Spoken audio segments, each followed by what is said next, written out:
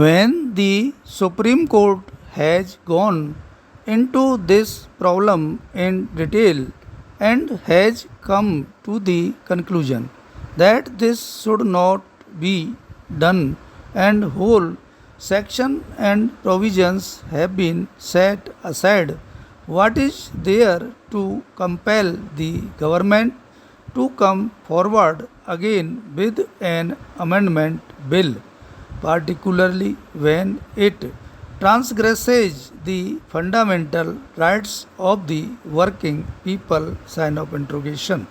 I would therefore request the government to go into this problem carefully and not just to play with the fundamental policy which is sought to be pursued by the government. Stop in every sphere, in every activity. These workers are entitled to put forward their case and bargain. Stop para. Madam, it is a matter of shame that the government did not ask their management to come and appear before the Chief Labor Commissioner. Stop. Here is a machinery, a conciliation machinery created by the government, being presided over by a colleague of yours in the cabinet, and your department had decided not to appear before the Chief Labor Commissioner. Stop era.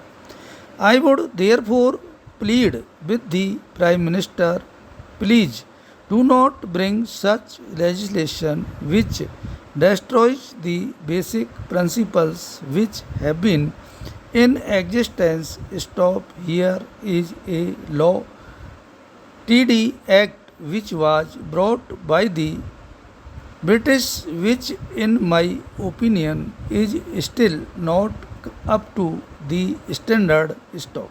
But it is a matter of shame that even what the British granted to the employees in those days, the present government wants to take away. Stop.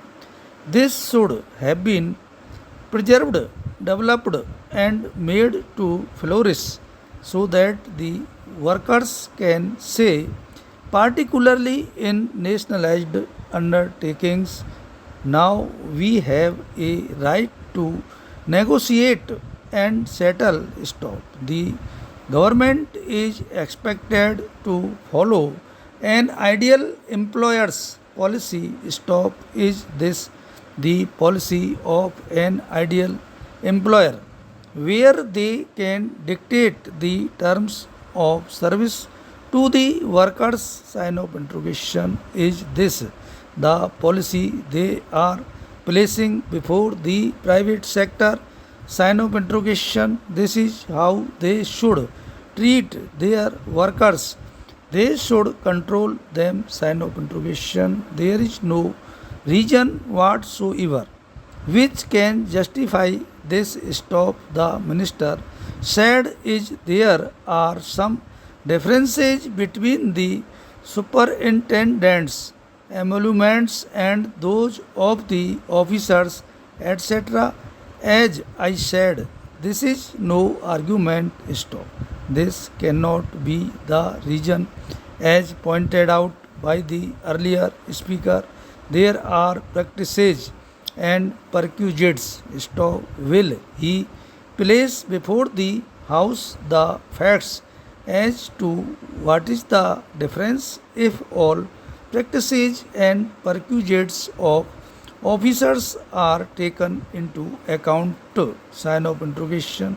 As I submitted, it is not something which the government should arbitrate. Stop. It is something which should be placed before an independent authority like an industrial court, where you go and say all these things, whatever you have to say. Stop.